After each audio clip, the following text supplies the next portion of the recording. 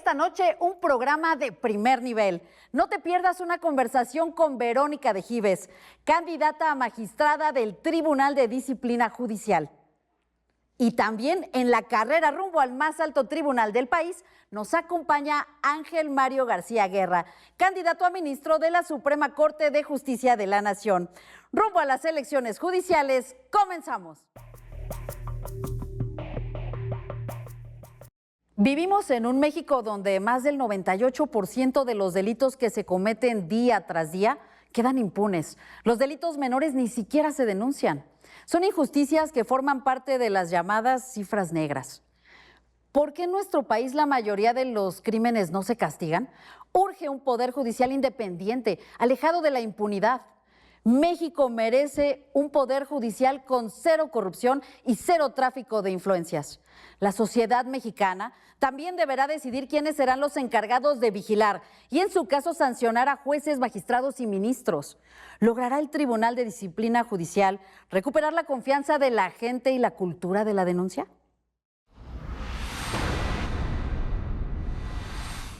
Verónica de Gives es originaria de Oaxaca. Licenciada en Derecho por la UNAM y maestra en Derecho Procesal Penal y Procesal Constitucional. Cuenta con 42 años en el servicio público y 35 años de trayectoria en el Poder Judicial, donde ha sido jueza, magistrada y consejera de la Judicatura Federal. Actualmente es candidata a magistrada del Tribunal de Disciplina Judicial.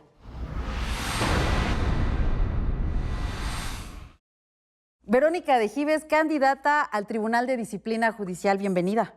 Muchas gracias, Claudia, por esta invitación y por estar con tu auditorio. Verónica, vamos a platicar de tu trayectoria, vamos a hablar de justicia con perspectiva de género, pero primero platícame qué piensas de un país con una mujer presidenta, con gobernadores y gobernadoras, congresos paritarios, presidentas municipales. Las mujeres están rompiendo techos de cristal. Yo me siento muy orgullosa de nuestra presidenta, por esa templanza que ha demostrado, por esa templanza en la que nosotras las mujeres debemos de seguir su ejemplo. Creo que eso es lo que debe suceder, porque siempre hemos visto al hombre en ese papel y lo aplaudimos, pero ahora ver una mujer, la verdad, a mí en lo personal sí me ha convencido más de lo que ya estaba, de que está haciendo un gran papel. Ahora, encantada de ver que ya hay paridad en las cámaras, en que hay muchísimas mujeres que están trabajando en los municipios como gobernadoras. ¿Por qué? Porque eso nos va abriendo el panorama para que muchas mujeres sigamos el ejemplo.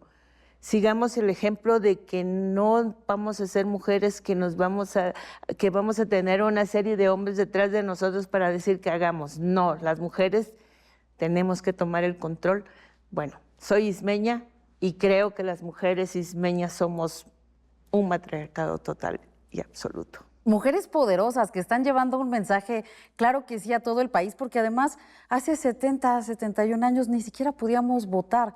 Es decir, las mujeres no podíamos participar en los procesos democráticos de este país y sin embargo las cosas están cambiando, Verónica. Eso sí. O sea, de verdad, yo sí vengo de un matriarcado. Mi mamá siempre fue una mujer muy activa y siempre nos inculcó que nosotros deberíamos estar como mujeres luchando para estar en estos procesos, en que ella nos contaba que no votaban, pero cuando votó ella era una activista, aunque nunca tuvo un puesto ni en el municipio, pues, de donde somos. Fue regidora en algún momento, pero pues, pasó de noche para nosotros en ese momento. Pero yo creo que sí, las mujeres debemos tener ese impulso y no dejarlo en ningún momento. Hay que seguir y hay que aprender de los otros. Ahora, tú eres candidata al Tribunal de Disciplina Judicial, un órgano que será de reciente creación. Sin embargo, bueno, tienes ya mucha experiencia y platícanos un poco quién es Verónica de Gives. Platícale a este público que nos está sintonizando esta noche, cuál es sobre todo esta causa que persigues, que es la justicia. Yo soy Eva Verónica de Gives Zárate, soy originaria de Oaxaca, del Istmo de Tehuantepec, de un hermoso lugar que se llama Ixtepec, donde la mujer siempre es el centro de su casa y donde somos mujeres de palabra y de compromiso. Yo me puedo autopresentar como que soy congruente con lo que pienso, con lo que digo y que trato de hacer siempre que las cosas sean como yo lo expresé. No soy que cambie de una postura a otra, soy transparente en ese sentido. Estudié en la Universidad Nacional Autónoma de México, en la Facultad de Derecho. He sido defensora de oficio, juez penal por 15 años, o sea, no poco tiempo.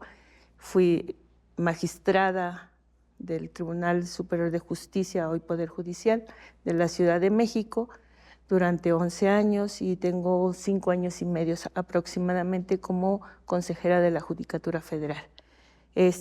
Así esta es mi trayectoria. Estuve en dos ternas federales en la administración anterior.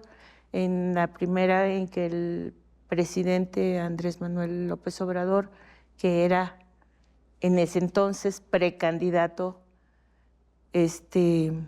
al Poder Ejecutivo, me invitó a formar parte de la terna para la Fiscalía General de la República.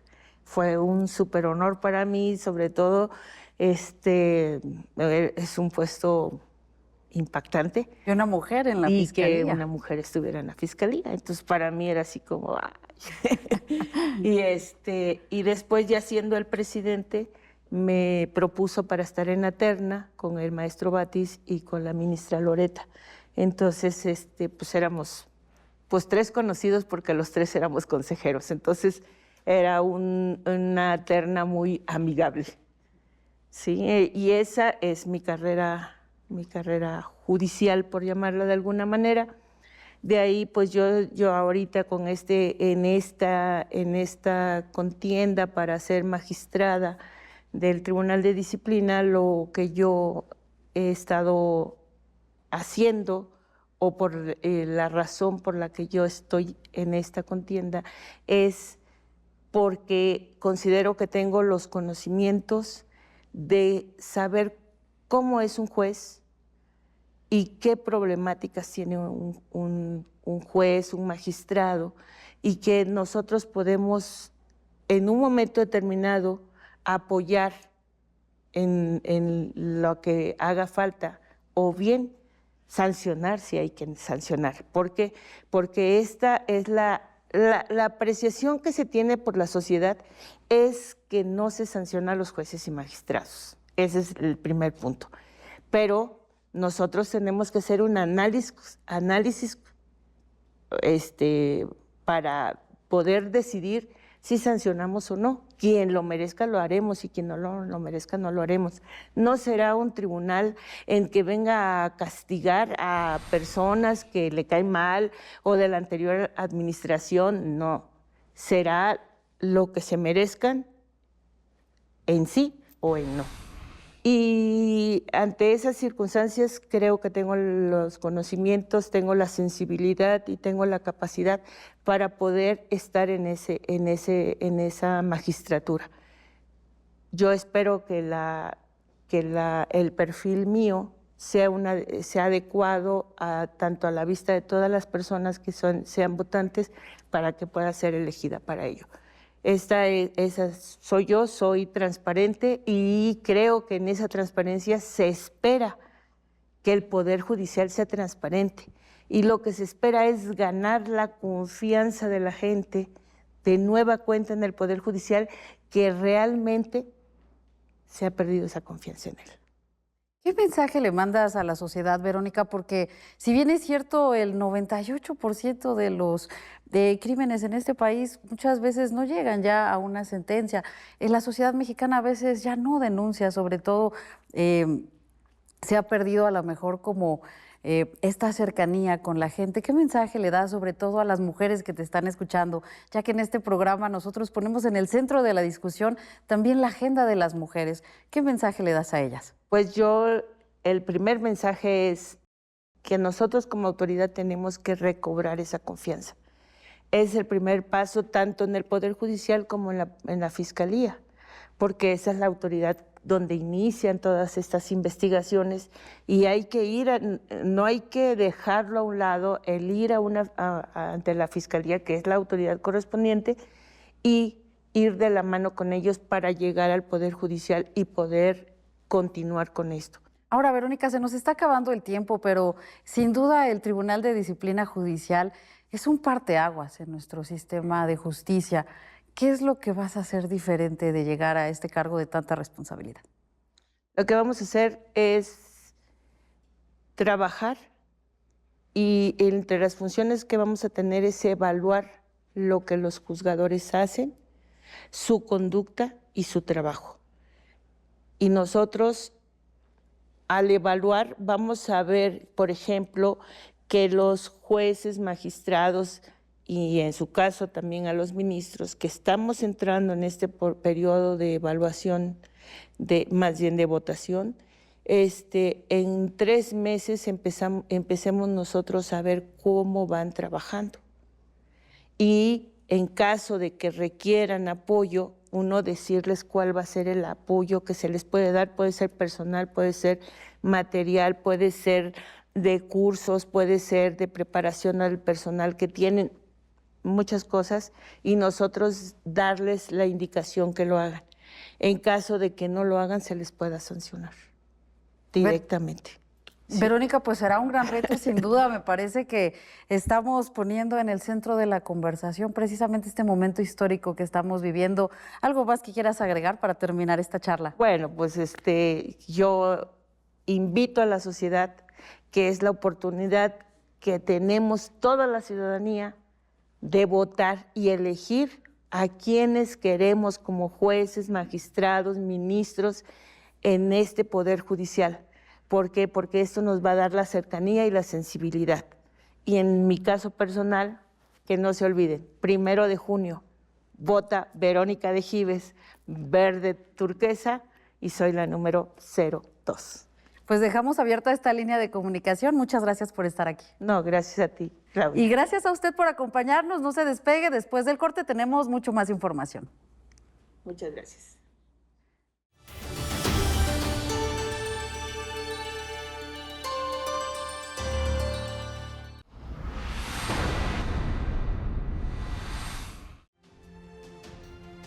Ángel Mario García Guerra es licenciado en Derecho y Ciencias Jurídicas.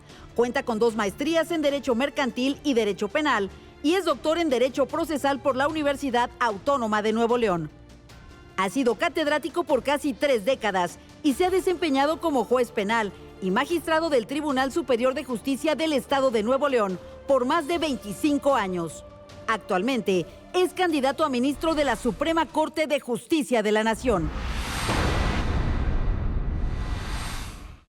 Ángel Mario García Guerra, candidato a ministro de la Suprema Corte de Justicia de la Nación. Bienvenido. Gracias por la invitación, es un gusto estar aquí. Pues muchas gracias porque tenemos mucho que platicar. Vamos a hablar de tu trayectoria, de justicia con perspectiva de género, pero primero platícanos, ¿cómo ves este país en tiempo de mujeres? Me parece maravilloso porque tenemos una presidenta que, a pesar de no sé cuánta población votó por ella, hoy en día tiene el 85% de aprobación, que no es lo mismo que popularidad. Estamos hablando de que 9 de cada 10 mexicanos aprueban el trabajo que está haciendo. Y yo creo que en lo que más se ha lucido es en el tema internacional. El conflicto que se ha dado con el país vecino y la manera en que ella lo ha manejado es simplemente maravilloso. Y yo creo que en gran medida es porque ella, además de ser mujer, que eso ya es decir bastante, es una científica porque es doctora. Y entonces quien tiene un grado doctoral aplica el proceso científico, obviamente cuando hizo el doctorado, cuando hizo su tesis, pero se te forma una estructura mental que de alguna forma lo vas aplicando en todas las cosas que haces en la vida. Entonces me parece maravilloso que tengamos una mujer y científica como presidenta de México. Ahora, Ángel Mario, sabemos que toda tu carrera se ha desenvuelto en el norte del país, tú eres de Nuevo León, también eres catedrático y bueno, pues platícale a la gente un poco quién es Ángel Mario, cuál es esta trayectoria y después hablaremos de tus propuestas. Sí, yo me gradué en el año 87 de la licenciatura en Derecho, estudié mi primera maestría en Derecho Mercantil, también en la Facultad de Derecho de la Universidad Autónoma de Nuevo León, luego hice una maestría en Derecho Penal con acentuación en juicios orales. Esa la hice en una escuela que es de aquí de la Ciudad de México, pero tiene una sede en Monterrey, se llama INDEPAC. Y el último grado académico es doctor en Derecho, también por la Universidad Autónoma de Nuevo León. Adicionalmente a eso, pues soy maestro de la Facultad de Derecho desde el año 96, voy a cumplir 29 años. He impartido clase en la licenciatura en Derecho, en la licenciatura en Criminología, que eso es bien importante, la criminología. Creo que está un poco despreciada o mal valorada, pero es importantísima la criminología si queremos avanzar en el tema de la investigación y de la sanción de los delincuentes. También en la maestría de Derecho Mercantil, en la maestría de Derecho Penal y en el doctorado. Esos son los lugares donde doy clase. Y adicionalmente, bueno, como abogado, fui postulante durante 10 años, lo que me da una visión del otro lado del mostrador, porque muchas veces si solo estás de este lado, no conoces lo que pasa, lo que vive un abogado litigante. Yo fui 10 años litigante. Luego, en el año 99, ingresé al Consejo de la Judicatura del Estado de Nuevo León, reciente que se creó. Fui primero visitador judicial, que son los que se encargan de hacer visitas a los juzgados y ver que todo esté en orden. De ahí se abrió una oportunidad de ser juez. Hubo un concurso público para ser juez de primera instancia. Yo concursé y salí entre los primeros 5 que eligieron, los 5 primeros lugares, en el año 2001. Y fui juez desde el 2001, juez penal, hasta el 2008, que me nombraron como magistrado del Tribunal Superior de Justicia, puesto que desempeño hasta el día de hoy, pero en este momento estoy de licencia sin goce de sueldo, precisamente porque andamos aquí en campaña. Ahora, con tantos años incidiendo en la justicia mexicana, platícanos, ¿cuáles son los retos? Los retos es que haya una justicia verdadera, porque la justicia hoy en día solo es una bonita frase, un discurso político, pero en realidad en este país no es justicia. Hay justicia de élites, hay justicia para ciertos grupos, pero la justicia como debe de ser no la tiene. En materia penal es alarmante la cifra, 98% de los delitos no se castigan. Y no lo estoy inventando yo, esas son cifras que cualquiera puede consultar en internet. ¿Qué significa esto? Que es una invitación a los delincuentes a que se dediquen a delinquir. Porque en un negocio, si alguien le propone a otro, vamos a invertir en este negocio y tienes 98% de probabilidades de tener utilidad y solo el 2% de probabilidades de pérdida, pues por supuesto que le entras al negocio. El derecho penal persigue 3 objetivos. ¿Y por qué me enfoco en el derecho penal? Porque es el que más nos afecta a la sociedad. Si el derecho penal no funciona, tenemos los índices de inseguridad que estamos viviendo en todo el país y obviamente es multifactorial el tema. Pero el derecho penal persigue 3 objetivos. Primero, evitar que se cometan delitos. ¿De qué manera funciona esto? En la mente del futuro delincuente. Todas las personas que cometen un delito antes de hacerlo piensan si lo van a hacer o no lo van a hacer, y el derecho penal busca que en ese pensamiento el sujeto diga, no lo voy a hacer porque me van a castigar. Pues aquí no se castiga a nadie, entonces no funciona. La pena del delito de feminicidio es muy alta y aún así no hemos logrado bajar los números. Ningún número va a ser una sola mujer que priven de la vida por cuestión de género, nunca jamás se va a justificar, pero aquí hay que hacer hincapié en que son 2 factores. El derecho penal lo que cuida en este delito es, primero, por supuesto, la vida de los seres humanos, de una mujer, pero el segundo factor, y yo creo que igual o tal vez más importante, es la cuestión de género. ¿Qué debemos de entender por cuestión de género? Es cuando a las mujeres se les trata como objetos, la cosificación de las mujeres. Eso no lo podemos permitir, lo hemos normalizado durante muchos años, que las mujeres son propiedad de los hombres, primero del papá o de los hermanos, luego del marido, y siempre hay alguien que se siente propietario de una mujer. Entonces, ¿por qué es tan grave y por qué es tan sancionado con una pena tan alta el feminicidio? Porque no solo las privan de la vida, sino que además las exhiben, hay un trato denigrante, hay una cosificación de las mujeres. Y esto es un gran compromiso que tenemos con todas las mexicanas de darle seguridad, porque hoy en día todas las mujeres de este país, sin importar su edad, por el solo hecho de ser mujeres, su vida está en peligro y eso tenemos que resolverlo. Ahora, en una Suprema Corte que ha existido durante 200 años y hemos visto transitar a 500 ministros de la Suprema Corte y solamente 15 mujeres ministras, hablar de justicia con perspectiva de género es muy importante. Hablar de justicia con perspectiva de género y ponerlo en el centro de la discusión es indispensable. ¿Qué mensaje le mandas a todas estas mujeres que te están escuchando? Yo creo que esto de la perspectiva de género va a empezar apenas. Tiene pocos años que hay ministras mujeres. Normalmente era un campo exclusivo de los hombres. Pero las mujeres siempre han tenido que luchar por sus derechos y hoy, en este caso, esta elección que va a suceder el 1 de junio, van a ser 5 mujeres o 4 hombres. Pero particularmente, hablando de la Suprema Corte de Justicia y en general del todo el Poder Judicial, no me refiero a todos los integrantes del Poder Judicial, sino a algunos en particular, se especializaron en simular la justicia, en hacer como que dan justicia, pero en realidad nunca la administraron la justicia, nunca hubo una verdadera justicia. Volvemos al punto, justicia para élites, justicia para quien tiene dinero para comprarla, pero la mayor parte de la gente, la mayor parte del pueblo no tiene acceso a esa justicia. Lo dice el artículo 17 de la Constitución, lo dicen un montón de tratados internacionales y legislaciones secundarias que hablan del derecho de todos a la justicia, el derecho de las mujeres a una vida libre de violencia. Pero ¿qué se hace desde la Suprema Corte? Realmente poco o nada. No olvidemos que la jurisprudencia, que es como una legislación paralela, esta es la legislación que hacen en el Congreso, esta es la legislación que hacen ellos en la Suprema Corte y los tribunales colegiados. No se llama legislación, se llama jurisprudencia. Lo digo así para que sea más fácil de comprender. Esta legislación que hacen ellos, la hacen con una mentalidad de letristas, con una mentalidad de aplicar la letra de la ley sin distingos, sin comprometerse con la justicia. Tenemos, por un lado, la letra de la ley y por otro lado, la justicia. ¿Qué debe de prevalecer? La comunión de ambos.